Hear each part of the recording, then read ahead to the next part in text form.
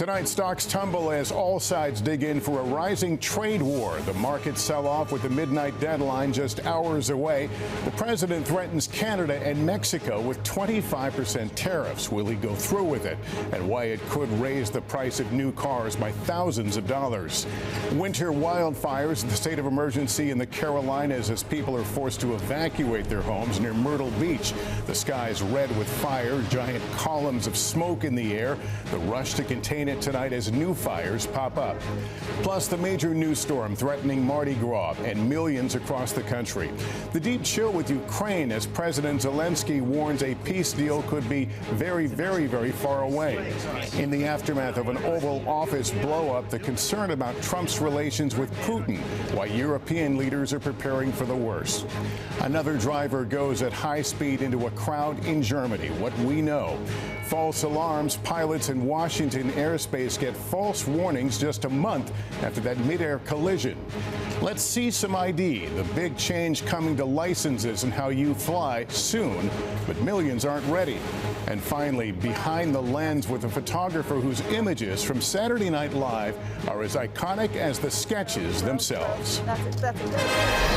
This is NBC Nightly News with Lester Holt. Good evening and welcome. While known for stretching the edges of brinkmanship, President Trump tonight insists there is no room left for Canada or Mexico to escape stinging new American tariffs. Facing the Trump administration's midnight deadline for concessions, the two close U.S. allies bracing to absorb Trump's threatened 25% tariffs on goods from Mexico and Canada. The news triggering a sharp sell-off on Wall Street, where the Dow lost close to 650 points today.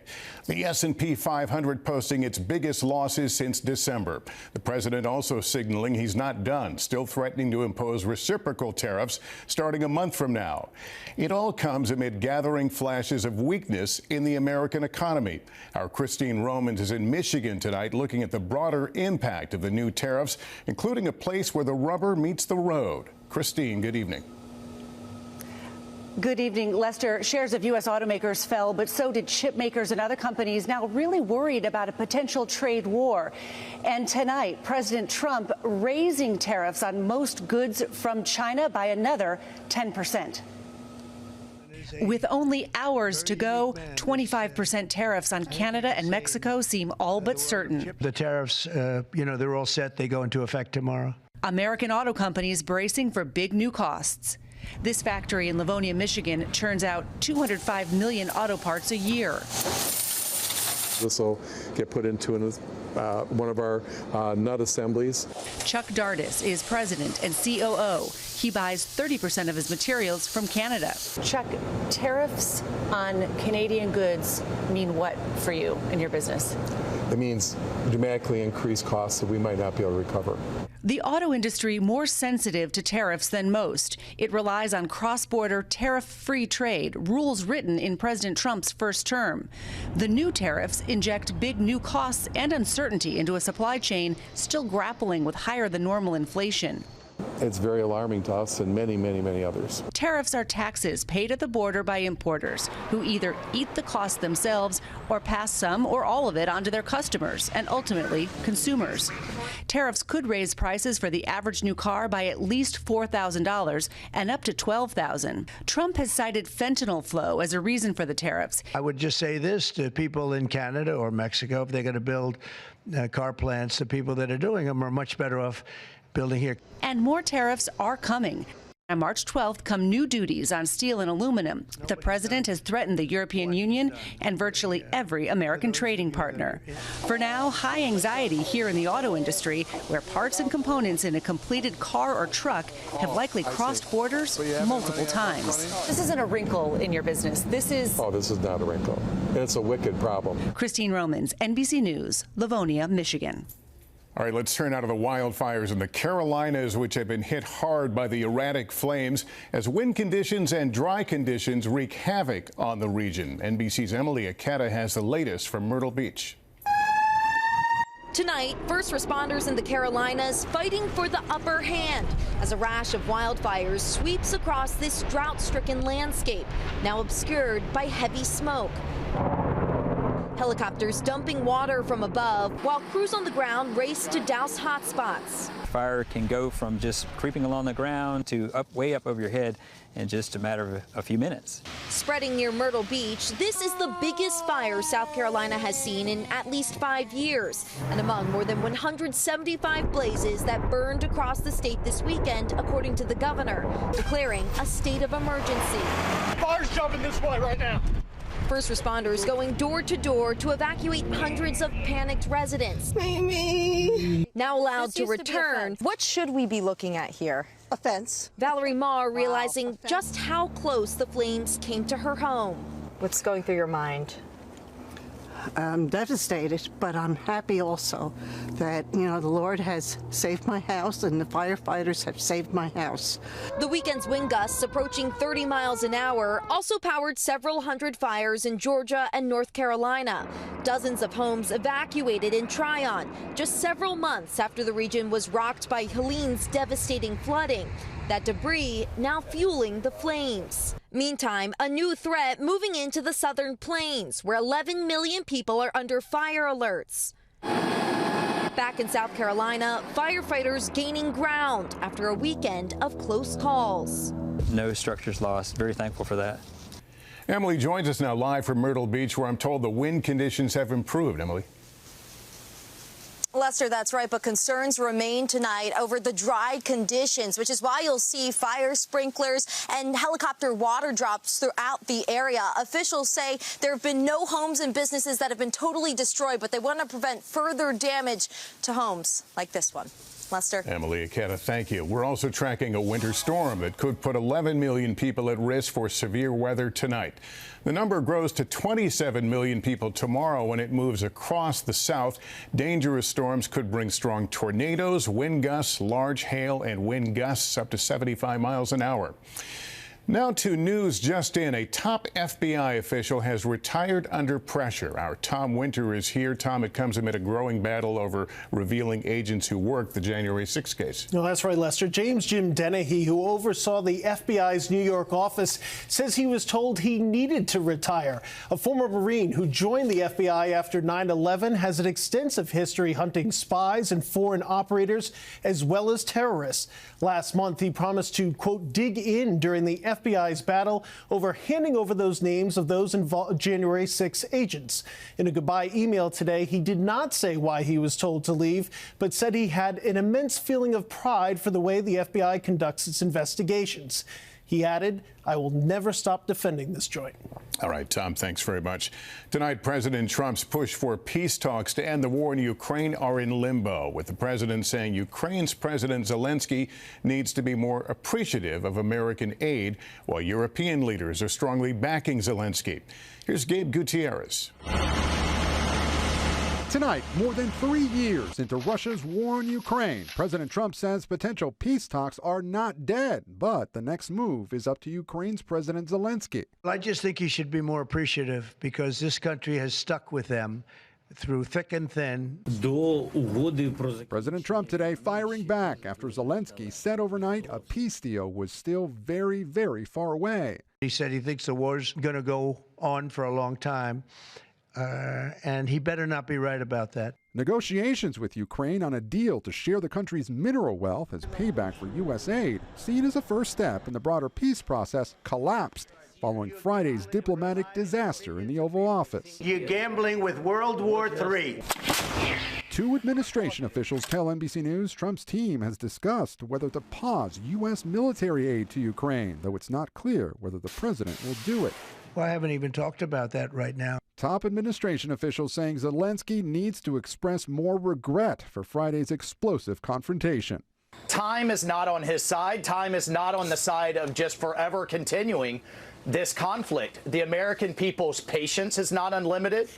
Their wallets are not unlimited. Zelenskyy this weekend getting support at an emergency meeting of European leaders. His tension with the White House now prompting concern about the future of NATO and Trump's relationship with Russian President Putin. A U.S. official tells NBC News that in late February, before Friday's Oval Office showdown, Defense Secretary Pete Hegseth ordered U.S. Cyber Command to stand down on offensive cyber operations against Russia.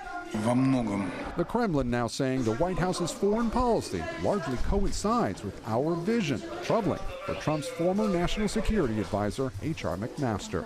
Vladimir Putin couldn't be happier because what he sees is all of the pressure on Zelenskyy, all of the pressure on Ukraine, and no pressure on him. President Trump then posting, we should spend less time worrying about Putin and more time worrying about illegal immigration and crime. Today, pressed about the Kremlin statement, Trump arguing he's been tough on Russia. His focus now is getting people to negotiate. It takes two to tango, and you're going to have to make a deal with Russia, and you're going to have to make a deal with Ukraine. I gave Russia nothing except grief. I gave them nothing. I gave them sanctions, and they say how close I am to Russia. And let me tell you, we have to make a deal because there are a lot of people being killed that shouldn't be killed. Kate, let me turn to you now. President Zelenskyy just made new comments about all this. What did he say? Yes, Lester, Zelenskyy said tonight Ukraine is grateful for U.S. support, but he reiterated the need for U.S. security guarantees as part of any peace deal. The White House says that's a non-starter and that the minerals deal is essentially a security guarantee. Lester. All right, Gabe, thanks. Now to the Trump administration's efforts to cut federal spending and Elon Musk's new comments about Social Security making headlines as well. Ryan Nobles reports on the backlash tonight. Tonight, Democrats are pushing back on Elon Musk's effort to slash the size of the federal bureaucracy. And now zeroing in on his comments about Social Security's finances. Social Security is the biggest Ponzi scheme of all time. The richest man in the world is telling Americans that earned benefits that they depend on and they paid into are a scam. They are not a scam, and Americans know it. Social Security currently pays out more money to recipients than it takes in taxes. The Social Security Administration announcing it will cut costs by cutting 7,000 jobs, saying they're focusing on employees who do not directly provide mission-critical services. President Trump has pledged there will be no cuts to Social Security benefits. Meanwhile, DOGE's next target for spending cuts, the Pentagon's budget, which President Trump says he asked Musk to go through. Check out the Pentagon, which is the military, and, sadly, you'll find some things that are pretty bad. Musk touting the cuts so far. It's a target-rich environment for saving money. It's not like if it was a very well-run ship. And Musk saying DOGE is following the lead of the independent watchdog, the GAO, which estimates the federal government loses between $233 to $521 billion annually to fraud. But tonight, new pushback. If you're rude, which you're being, I'm going to leave. Kansas Republican Senator Roger Marshall forced to leave a town hall early to avoid a hostile crowd. President Trump calling the protesters, without evidence, paid troublemakers. We don't need paid protesters, bro. The American people are with us. Defense Secretary Pete Hegseth informing all civilian employees they must respond to Musk's email asking for a list of the 5 things they accomplished for the week. Lester? Ryan Nobles tonight. Thank you. Now to Germany, where a car ramming attack killed 2 people and injured several others. This was the moment a car sped through Mannheim. Officials say a 40-year-old German citizen was arrested. It's the latest attack after similar ones in other German cities in recent weeks. So far, officials say there's no apparent link to terror. Now to Illinois, where the accused gunman in the 2022 4th of July shooting in Highland Park today pled guilty, just moments before the trial was set to begin. Our Shaquille Brewster is at the courthouse. Shaq, this was quite the reversal. That's right, Lester. Robert Crimo III pleading guilty to 69 counts of murder and attempted murder. It was a change in plea that shocked many in that courtroom. It happened just minutes after a prosecutor started to set up a display board for opening statements. In 2022, prosecutors say Crimo killed 7 people and wounded 48 others after he climbed atop a building and started shooting into the crowd gathered for a suburban Chicago 4th of July parade. Tonight, one survivor telling me she was stunned inside that courtroom, but added there's a sense of collective relief, especially after Cremo went back on a plea deal that was set just last year. Cremo is set to be sentenced later next month on April 23rd. He faces life in prison without the possibility of parole, which is the toughest sentence in the state of Illinois. Lester? Shaq Brewster, thank you. In 60 seconds, what newly revealed court documents are saying about TikTok's alleged failure to moderate content that could harm kids. All right, let's turn now to the ongoing legal battles facing TikTok and a major development in a lawsuit brought by 13 states and Washington, D.C. Savannah Sellers joins me now. Savannah, this lawsuit alleges the app doesn't do enough to protect young users. Lester, that's exactly right. And today, in fact, a judge cleared the way for it to move forward. That judge also partially unsealed the complaint, and that allowed us to see what the D.C. Attorney General says is never before seen data proving exactly what you mentioned, Lester, that the app fails to protect kids. It alleges that an alarming amount of harmful content is not removed from the app, including a third of content dealing with minor sexual solicitation and post-normalizing pedophilia. Here's another thing. Kids are also able to easily bypass age restrictions. The Attorney General citing internal TikTok data showing up to 70% of kids 13 to 15 falsely reporting their age. Now, for TikTok's part, they say these numbers are misleading, cherry-picked, out of date. They say they stand by their efforts, which include robust safety protections. Lester? Okay, Savannah, thank you for that. We're back in a moment with the rush for real ID. The clock is ticking for you to get one. And after years of delays, the TSA is saying they're serious this time if you want to fly. Tonight, the clock is ticking to the deadline for Americans to get a real ID if they're hoping to fly after May 7th. Tom Costello now on what you need to know to make sure you don't face delays at the airport. 64 days till the government's real ID requirement takes effect. And while the TSA says it has the flexibility to phase in enforcement, it is strongly urging anyone planning to fly to have a real ID or passport by May 7th. If you don't have a real ID as of May 7th, it will be significantly more difficult and you will be delayed at checkpoints within airports across America. Nationwide, the TSA says 78% of flyers already have real IDs, but nearly a quarter don't. To get a real ID, you'll need to provide an ID or documentation that includes full legal name, DOB, social security number, lawful status, and 2 proofs of address, which could include a payroll stub, rent, or mortgage payment.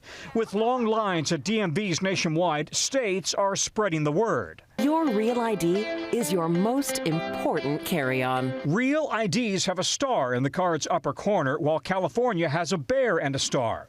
While 99% of Maryland is already real ID compliant, just over 30% of Illinois is. We're doing everything we can here in Illinois, but again, I've got tremendous fears for chaos at our airports across the country. Congress passed the Real ID security law after 9/11 on a recommendation from the 9/11 Commission. Next year, make sure you have the star on your ID. But Congress has hit the pause button many times. Now, a new May 7th deadline. But if you're not flying until the summer, there's no reason to rush to your DMV right now.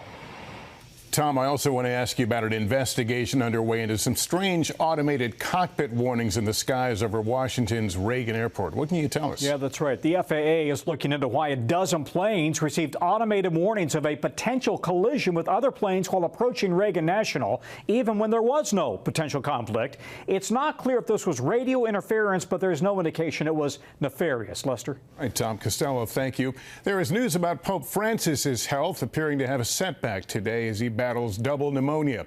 The Vatican revealing that he suffered 2 respiratory episodes at the hospital and that he is back on ventilation. The 88-year-old pontiff was said to have rested well last night. When we come back here this evening, her iconic portraits of SNL stars are seen for just a few seconds every show. Ahead, how Mary Ellen Matthews' work is being immortalized. And there is good news tonight about the photographer who has captured every star of Saturday Night Live in her own way for more than 25 seasons, and even our own Joe Fryer. There we go. Good. Yep. Great. Great. Week after week, Mary Ellen Matthews is looking for something. That lightning strike through the camera, you see somebody, really see them there. A split second of magic, portraits of the host and musical guests that bookend the commercial breaks during Saturday Night Live. This is all from last season. They also bookend the halls outside Studio 8H. This is Timothy Chalamet in Central Park? Yep. He wanted to go to Central Park, and who's going to say no to that? Known as bumpers, each photo only gets a few seconds of TV airtime, but now many are immortalized in Mary Ellen's new book out Tuesday, The Art of the SNL Portrait. On the cover, Andy Samberg playing the part of a cocktail garnish. Thursday is the day you do these shoots, and that's kind of in the middle of total chaos, right? Yes. How do you make it work? In the studio, the musical guest is rehearsing while we're shooting, so it's very loud. It's hard for us to communicate because we're shouting like, can you keep it down over there, Rolling Stones or whoever. She has been SNL's resident photographer since 1999, working with hundreds of subjects from sophisticated legends. Wow, that's it. Yes, good. I love this. Now, yes, to this clumsy journalist posing as an old-fashioned news hound. Great, and then now you're typing away, you're putting the phone down, don't ever call me again. Yes, good. Yet no matter who's in front of her lens, lightning does strike, powered by a flash. Joe Fryer, NBC News, New York. And that is Nightly News for this Monday. Thank you for watching. I'm Lester Holt. Please take care of yourself and each other. Good night.